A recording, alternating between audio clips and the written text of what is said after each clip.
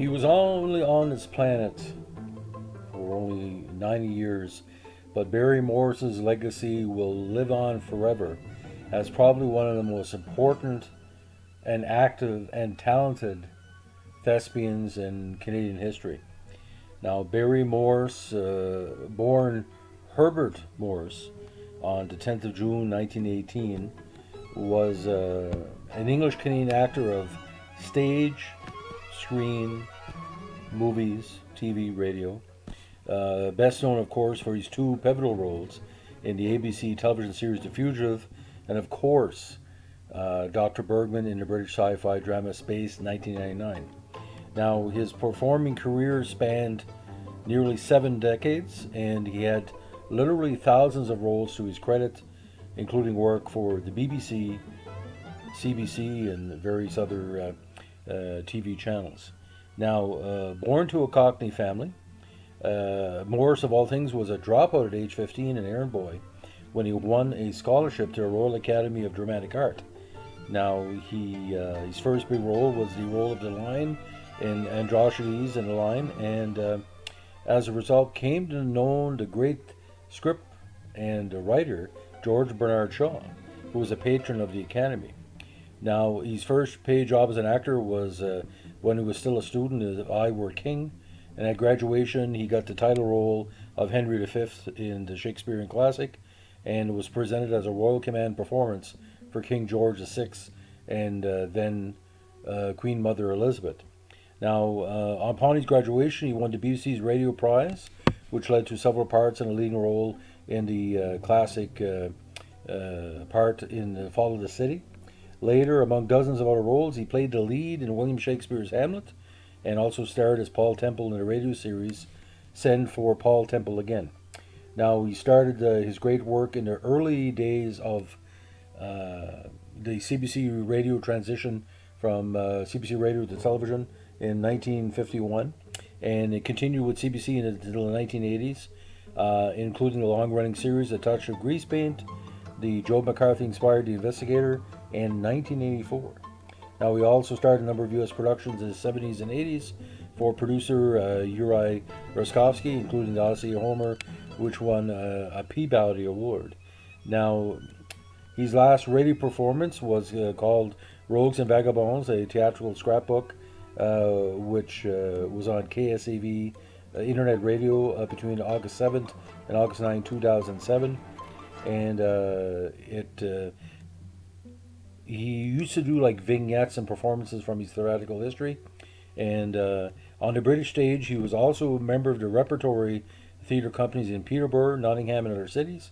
And he was also directed by the great John Gielgud in Crisis in Heaven. Now, his radio and Broadway work is very, very distinct and a little bit different than his TV and movie work, because Morse would bring a very, very cerebral approach to his presentation. Because I met him in 1980 during a literary tour he was doing in New Brunswick with David Adams Richards, and to meet someone of his high intelligence and presence, the man was a consummate personality, presenter. He was just basically charismatic as the day is long. And I can basically say one of the greatest moments of my life was meeting him, and which motivated me to look at more of an entertainment career of my proposed journalism career. And in a recent trip to St. John, I was very lucky to also pick up a signed autograph from Barry Morse. It was very well known. He would sign so many autographs. There's literally tens of thousands of his script around the world, not only because of The Fugitive, Space 1999, but The Martian Chronicles and different parts. Now, he also worked on Broadway and the plays Hide and Seek, Salad Days, and a lead role of Frederick Rolfe in Hadrian VII, which also played in Australia. Now, we had a one-man show in 1959 called Merely Players, which kind of talked about the experience of actors through history. And there was a definite version that came out in 1984 that toured Canada. Now, Morse has a very interesting distinction because, according to records and the Guinness World Book of Records, he's the only actor to have performed in every play that William Shakespeare did and George Bernard Shaw did. Can you imagine the talent it takes to create the diverse roles, no matter what roles he's done, the two greatest probably writers in British history. Now, he was also artistic director of the Shaw Festival in Canada in '66, and he was a professor at the Yale Drama School in '68. So he drew a lot of plays.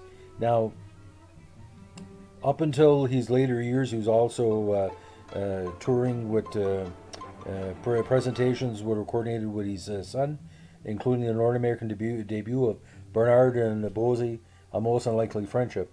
That was performed at the University of Florida in Sarasota. Now, it's based on a correspondence between George Bernard Shaw, played by Morse, and Lord Alfred Douglas, the intimate friend or the boyfriend of Oscar Wilde. So it's quite interesting. Now, he also used to do science fiction plays of all things, including the play Contact, and it was presented in Tampa, Florida. So you can see he was doing parts in Broadway across the states, the Southern Panhandle, Canada. The man would never not be working. There was always something he was involved with. His writings, his presentation. We all know as well he was a great supporter of causes. When he had the Terry Fox Marathon of Hope fundraiser, online, fundraiser, he was a guest host for that, and the money really flowed in because when Barrymore said something in relation to charity or efforts, people listened. Like he was sort of like the grandfather of all the Canadian and British and American playwrights or plays. It's just he gave back so much, and he when he talked to me, he said, "I don't ask too much in return for my fans because I just want the fans to understand we're doing it for them." And I think that really sums it up. Again, I learned so much from him in our conversations over that hour, and I think David Adams Richards, one of the greatest playwrights in New Brunswick history, learned a lot from him as well. Now, Morse's, get this, first television series was something called Presenting Barry Morse, which aired for 13 weeks in the summer of 1960 on CBC. Now, besides playing the infamous Philip Gerard on The Fugitive, opposite the great David Janssen, considered a top 20 TV show of all time, he played one season as the eloquent and intelligent Professor Victor Bergman on Space 1999, with, of course, the great cast of Martin Landau and Barbara Bain, the other players. Now, his presentation of Bergman was sort of another version of Barry Morse, the more quiet and introspective version. But Barry Morse was a very gregarious person. He brought every role to the fore in the best way, and according to people in the industry, he didn't need much direction because he was a one-take or two-take person. Now, other TV series at the times, he played Mr. Parmenter in The Adventurer with Gene Barry, and also Alec Marlowe and the Zoo Gang with Brian Keith and Sir John Mills. And he also did the Martian Chronicles with Rock Hudson. Very, very good presentation of that sci-fi classic. He was also on Winds of War, War of Remembrance, Sadat, JFK, Reckless Youth, and Frederick Forsyth's underrated series Icon, and also as well Woman of Substance, Master of the Game, and Race for the Bomb. Now, the book based on his long-running stage play Merely Players was published in 2003, and his first autobiography, Pulling Faces, Making Noises, released in 2004, and Stories of the Theater, again, was published in 2006 in her book, and features material with CBC radio series A Touch of Grease Paint, which aired, of course, from 54 to 67. He did his theatrical memoir, Remember with Advantages, Chasing the Future and Other Stories from an Actor's Life. Came out and was released by McFarlane Company in 2007. And he also wrote the afterword to the unofficial and authorized guide to Space 1999 in 2010. He was the chronicler for Space 1999 because he was only there for a season, but he would present various stories and various tropes that Space 99 creators want to present. And he loved science fiction. He was a big science fiction fan, as we all know. Now, he was married to actress Cindy Sturgis on 26 March 1939, and the couple had two children, Melanie Morse and, of course, Hayward Morse, we discussed before. Now, his move to Canada started in '53, and he was one of Canada's favorite sons for all the decades he lived here. And again, he was a roving ambassador for Canada's literary and playwright side. He was married to Sydney for 60 years until her unfortunate passing from Parkinson's in 1999. And he also became an advocate for senior citizens in his last years. When Morse passed away, for some reason, not enough credit was given to him for what he did from a matter of not only science fiction but Canadian, what I call the Canadian style of presentation. Like you look at Christopher Plummer, William Shatner, Lorne Greene. It's a very, very specific cerebral style to be a Canadian actor. Obviously, we know he wasn't born in Canada, but when he became Canadian, he kind of adapted his British style of presentation to the Canadian cerebral style. Because if you see, Barry Morse was such a presence in everything he did. It was sort of like an afterthought, like a strong tree in your front yard. It's always there. It's always presenting something that's of quality and promise. But Barry Morse spends so much time mentoring young actors and young directors and presenters and all that. There's literally tens of millions of people owe inspiration and their careers in many ways because he paved the way for the British Canadian style for decades, even before I was born. And the only person I can really maybe compare him to from likability as well. I know he didn't do much plays and stuff, but Jimmy Stewart could do many type of roles, and Jimmy Stewart and Barry Morse are. I've never heard one bad thing about Barry Morse in all my travels. The same thing with Jimmy Stewart. What you see is what you get. He was a true gentleman, and his passing was very sad in my life because to know someone who's done so much for my nation, and to meet him and find out he's exactly what people said he was going to be like.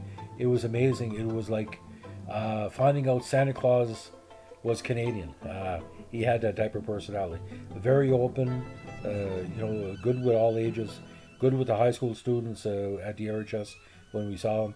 And, it was so impressive because if you never met Barry Morse and knew about him, within 5 minutes you know right away this was a real person. This was a person that wasn't scared to, expand on his talent. He wasn't scared to play what needed to be played. And, it's, if you remember The Fugitive, the final scene where Gerard has find out that the fugitive is not the killer. And even in that subtlety of how he reacted to the David Jansen character, that's something that Barry Morse. He would give you something different with every role. Because you can never say he was typecast, my God. He had so many parts. How can you say Barry Morse would be typecast? So this podcast this morning actually is dedicated to the followers at the Space 1999 Facebook site. I appreciate the fact you're taking time to listen to these podcasts. But I would suggest to try to pick up Barry Morse's books if you can, the audiobooks. And he's done some work actually for the Fugitive compilation. Again, the Space 99 compilation is quite some impressive comments. Kind of puts a human perspective on a very, very demanding series from a financial and presentation standpoint. So Barry Morse, Canadian legend, still his impact is still felt in Canada, and the world is a much lesser place that Barry Morse is not around. And we wish him, he's looking down from heaven and probably saying, Canada's a good place to live. We have some talented people. He always said that. So, ladies and gentlemen, on this rainy Monday, keep your stick in the ice, and if you can find any. And ciao. Have a good day. Bye.